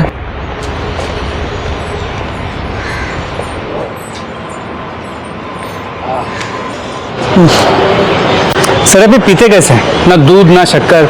अरे हेल्दी है, काली चाय पियो, बॉडी बनाओ, पियो पियो पियो। वो सचिन का क्या हुआ? सर, जैसे आपने कहा था, सचिन को वार्निंग देके छोड़ दिया है, लेकिन एक खबरी को उसके पीछे लगा कर रखा है। हो सकता है वो उस्मान या उसका कोई आदमी उसे धमकाने की कोशिश करेगा। सर, उस्मान के कॉल रिकॉर्ड्स और लोकेशन डिटेल, जिस वक्त शालिनी का मर्डर हुआ उसके मोबाइल की लोकेशन उसी एरिया की, लेकिन शालिनी और उस्मान के बीच फोन पे कभी भी बात नहीं हुई। हो सकता है पहले लैंडलाइन पे बात की हो। पुलिस के डर से ये लोग या तो लैंडलाइन का इस्तेमाल करते होंगे या फिर इंटरनेट कॉलिंग सर्विस का। सर, मुझे लगता है उस्मान ने शालिनी को मारा हो, उसके पास मोटिव भी है, और मर्डर के वक्त उसका उस एरिया में मौजूद होना इत्तेफाक नहीं हो सकता। अब बोल, इसको जानता है? नहीं सब नहीं पहचानता। बेगुनाह लड़कियों से तू ड्रग पेडलिंग करवाता है? हाँ देख उस्मान, नारकोटिक्स वाले तेरा जो करना है वो करेंगे, लेकिन अगर तू चाहता है कि हम तेरे साथ शराफत से पेश आए तो सच बता, इसको जानता है? पहचानता हूँ साहब। हाँ, तू इसको पहचानता है क्योंकि तूने इसका मर्डर किया है ना? नहीं साहब, मैंने इसको नहीं मारा। तूने इसे नहीं मारा तो इसके मर्डर के टाइम पे तेरा फोन बैक रोड पे वॉक करने गया था क्या? हाँ साहब, वो तो मैं वैसे भी उस पर नजर रखता था ताकि उसको कोई तंग करे तो मैं संभाल सकूं, और उस दिन मैं वैसे भी लेक पहुंचा था, और जब पहुंचा देखा तो यकीन मानिए साहब, इस बार मैं सच बोल रहा हूँ। वो मेरे लिए बहुत अच्छा काम कर रही थी। ऐसे में उसको मैं क्यों मारूंगा या किसी और से क्यों मरवाऊंगा? सर हो ना हो ये उस्मान झूठ बोल रहा है, लेकिन हो सकता है सच भी बोल रहा हूँ। लेकिन सर अगर उस्मान सच बोल रहा है तो फिर करे क्या? शालिनी के मर्डर केस में हमारे पास वो एक ही सस्पेक्ट है और जो रिंग मिली है उससे अब तक हमें कोई लीड नहीं मिल पाया। एक काम करो मोरे, उस्मान को छोड़ दो। क्या? वैसे भी उस्मान के खिलाफ हमारे पास कोई सबूत नहीं। सचिन ने जो स्टेटमेंट दिया है उसके बेसिस पर अगर चार्जशीट फाइल करे तो वो कोर्ट में बेल लेकर बाहर आ जाएगा। तो फिर शालिनी के मर्डर का सीधा संबंध ड्रग्स से है। अगर हम उस्मान को यहाँ पकड़ कर रखते हैं तो इन्वेस्टिगेशन का एक रास्ता हम पूरी तरह बंद कर रहे हैं। शालिनी का कातिल उस्मान की दुनिया में ही कहीं ना कहीं है, वो हमें मिलेगा, लेकिन उसके लिए हमें उस्मान को उसकी दुनिया में वापस भेजना होगा। नहीं सर, अभी के लिए उस्मान को छोड़ देता हूँ और हमारे खबरियों के नेटवर्क से उस पर कड़ी नजर रखवाता हूँ। मोरे, मैंने जो तुमको एक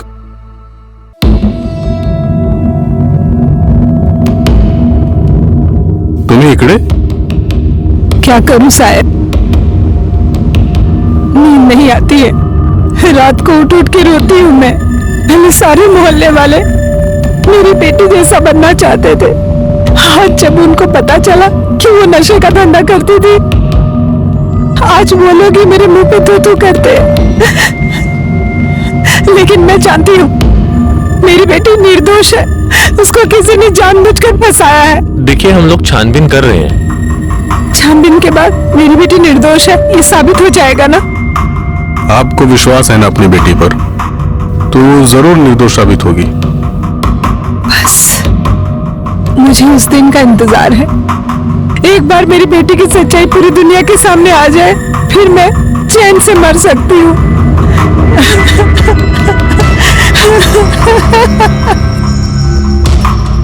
शालिनी मर्डर केस कॉम्प्लिकेशन से भरा हुआ था। इस केस में हमारे सामने एक लीड आ जाती, हम उसे इन्वेस्टिगेट करना शुरू कर देते और कुछ दूर जाते ही हमारे सामने डेड एंड आ जाता। लेकिन ऐसे में ही इस केस में हमारे सामने एक नया क्लू आया। सलाम साहब, साहब सुरेश है, ये उदय रहता है जिधर शालिनी की मौत हुई थी। ये आपको कुछ बताना चाहता है। साहब शालिनी की जहां मौत हुई ना, वो वीक में 2 बार जरूर आती थी और उधर उसका किसी के साथ झगड़ा हुआ था।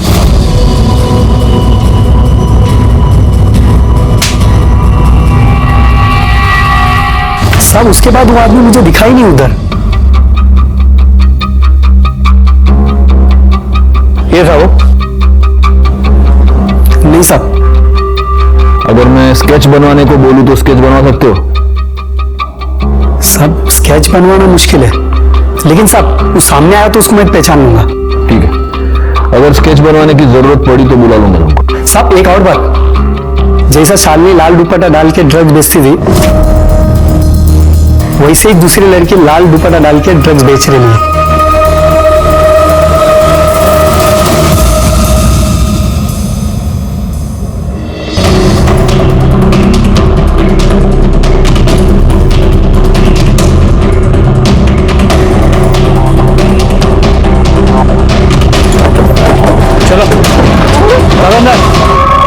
सर पहले सचिन मुझे ड्रग्स बेचने के लिए देता था और अब उस्मान डायरेक्टली मुझे ड्रग्स सप्लाई करता है।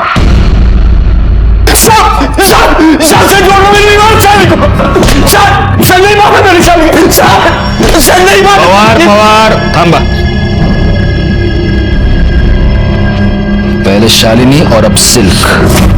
भोली भाली पढ़ने लिखने वाली लड़कियों को तू ड्रग पेडलर बनाता है, उनका इस्तेमाल करता है और फिर उनका खून कर देता है। शालिनी के साथ तूने यही किया और अब सिल्क के साथ तू यही करने वाला था। खुदा कसम साहब, इतनी मार खाने के बाद झूठ बोलने की हिम्मत नहीं बची।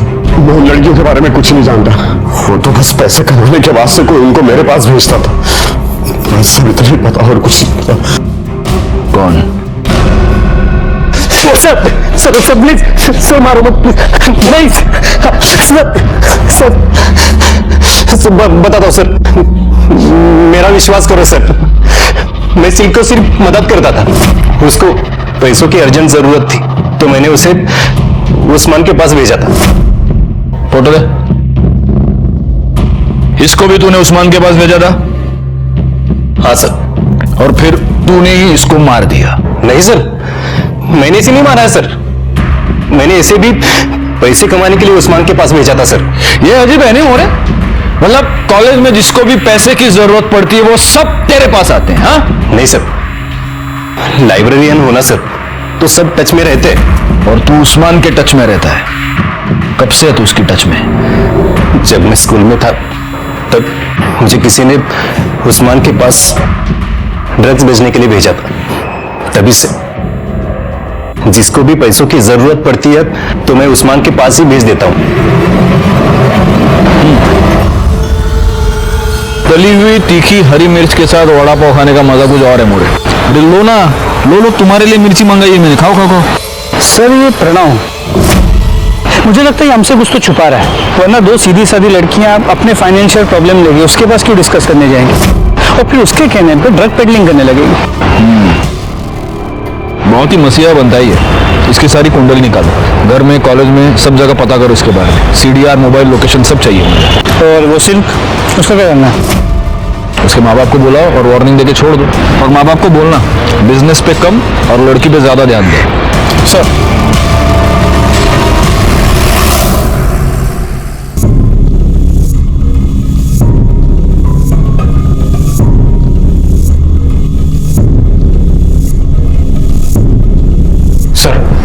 कुछ पेनड्राइव और सीडीज मिली है। सर इसमें कॉलेज के डॉक्यूमेंट्स हैं। मतलब मैंने पूछा डॉक्यूमेंट्स है सर, कॉलेज के डॉक्यूमेंट्स दिखा। सर सच में इसमें कुछ नहीं है सर।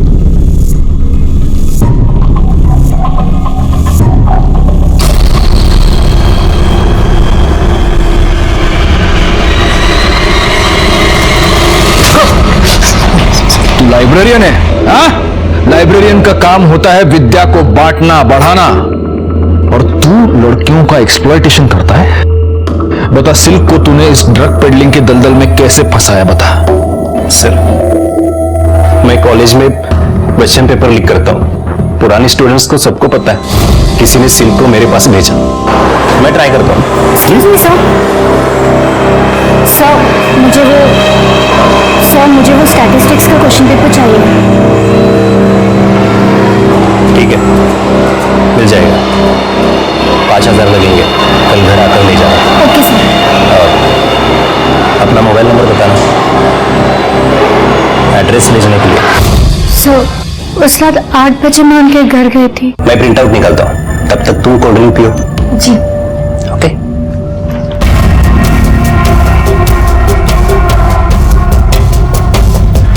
बस 2 मिनट।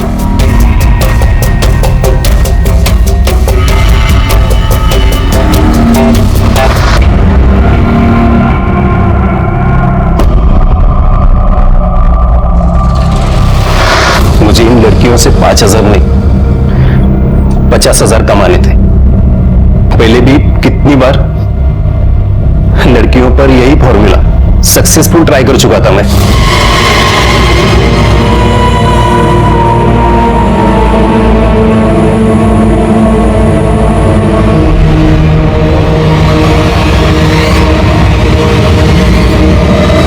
फिर जब नेक्स्ट डे मॉर्निंग मैं नींद से उठी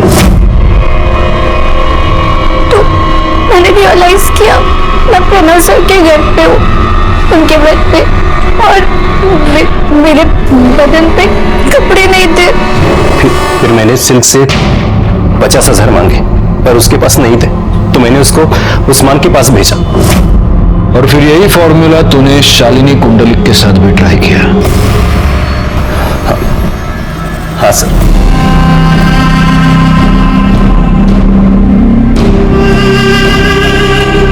पर उसे क्वेश्चन पेपर नहीं चाहिए था, उसको तो मैंने प्यार के जाल में फंसा था। सर बताइए ना क्या बात है, वो एक्चुअली मुझे लेट हो रहा है। हाँ।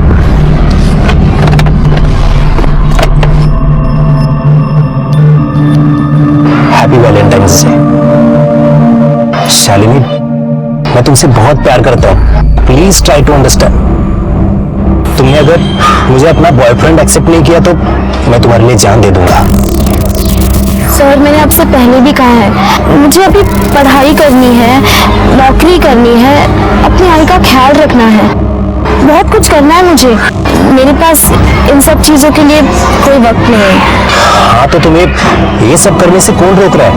मैं तुम्हारे साथ हूँ, कदम से कदम मिलाकर तुम्हारे साथ चलूंगा। प्लीज। I'm sorry sir। लगता है तुम्हें मुझ पे यकीन ही नहीं है।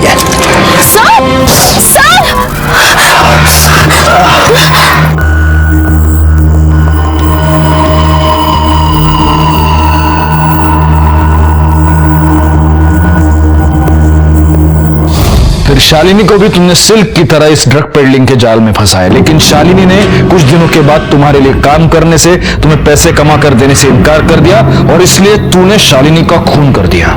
नहीं सर, मैंने नहीं मारा है। मैंने बोला ना आपको, मैंने नहीं मारा है सर। शालिनी एक सोने का अंडा देने वाली मुर्गी थी मेरे लिए, मैं उसे क्यों मारूंगा सर? मैंने नहीं मारा है सर। सर, प्रणव के इन कॉल रिकॉर्ड्स और लोकेशन डिटेल्स के मुताबिक जब शालिनी का मर्डर हुआ वो कॉलेज में ही था। हो सकता है प्रणव ने अपना फोन कॉलेज में छोड़ा हो और वो खुद क्राइम स्पॉट पर चला गया हो। नहीं सर, मैंने कॉलेज में भी पूछताछ की, प्रणव उस वक्त लाइब्रेरी में ही था और उसने बुक्स भी इशू किए थे। तो शालिनी को उस्मान ने नहीं मारा, इस प्रणव ने नहीं मारा, उर्मिला और वो लड़का सचिन मुझे नहीं लगता वो मारेंगे। फिर शालिनी को किसने मारा? शालिनी और सिल्क दोनों लड़कियां प्रणव के धोखे का शिकार बन गई। दोनों ने जुर्म की पहली दस्तक नहीं सुनी और अपनी एक गलती छुपाने के लिए बड़ी साजिश का शिकार बन गई। सिल्क को तो हमने बचा लिया, लेकिन शालिनी अपनी जान गंवा चुकी। गुनाह और गुनहगार एक ही कड़ी में बंधे हमारे इर्द गिर्द घूम रहे थे, लेकिन अब भी हम शालिनी के कातिल तक पहुंच नहीं पा रहे थे। और उसी वक्त इस मामले में एक नया ट्विस्ट हमारे सामने आया। हेलो, क्या काम पर? ठीक है, हम पहुंचते हैं। सर, एक इमरजेंसी केस है।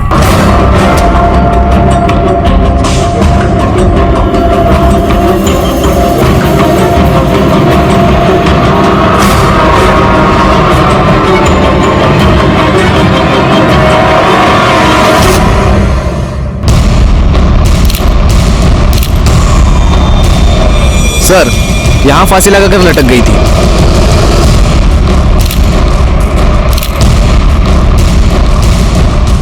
आपको इस सुसाइड के बारे में पता कैसे चला?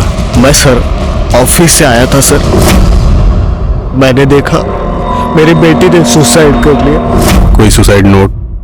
नहीं सर। सर, कुछ तो लफड़ा था। घर से हमेशा दिन हो या रात जोर जोर से आवाजें आती रहती थी। चल, गेट अप, गेट अप। आपके पैर पड़ता हूं, प्लीज पापा, बस एक स्ट्रिप पापा, प्लीज प्लीज पापा, प्लीज अच्छा उठो उठो पापा प्लीज। सर, वो मेरे बेटे की तबीयत बहुत खराब रहती थी, वो चिल्लाती थी और मैं उसे संभालता था।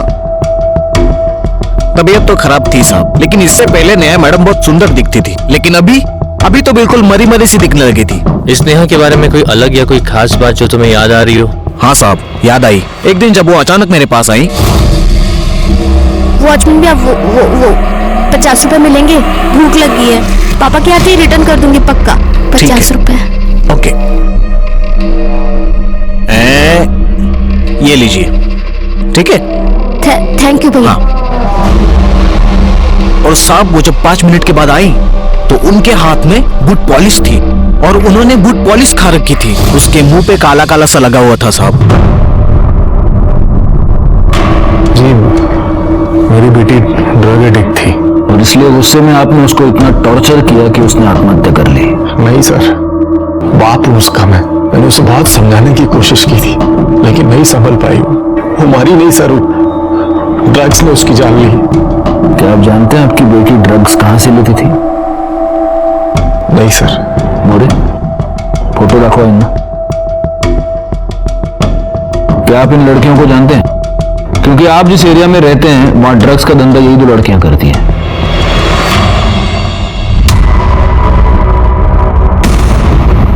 जी नहीं, मैंने इन्हें नहीं देखा भाई।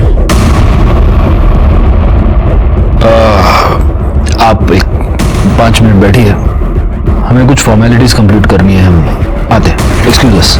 मोरे आप।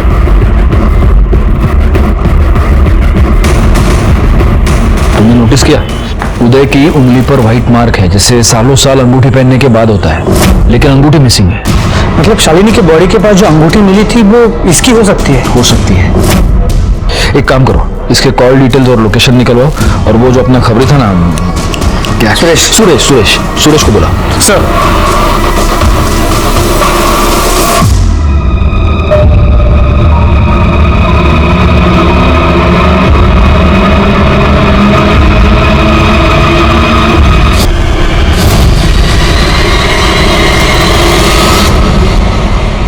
साहब, यही वो आदमी जिसका शालिनी के साथ लफड़ा हुआ था। सर, उदय के कॉल डिटेल्स और मोबाइल लोकेशन या मोरे। सॉरी उदय जी, आपको वेट करना पड़ा। क्या हुआ, आपकी उंगली में कोई प्रॉब्लम? ओह, लगता है आपकी अंगूठी खो गई है। हा? जी हाँ, वो आदत थी ना, और एक बार आदत पड़ जाए तो छूटना मुश्किल हो जाता है। नहीं, मुझे एक बात बताइए, कहीं ये तो नहीं है आपकी अंगूठी?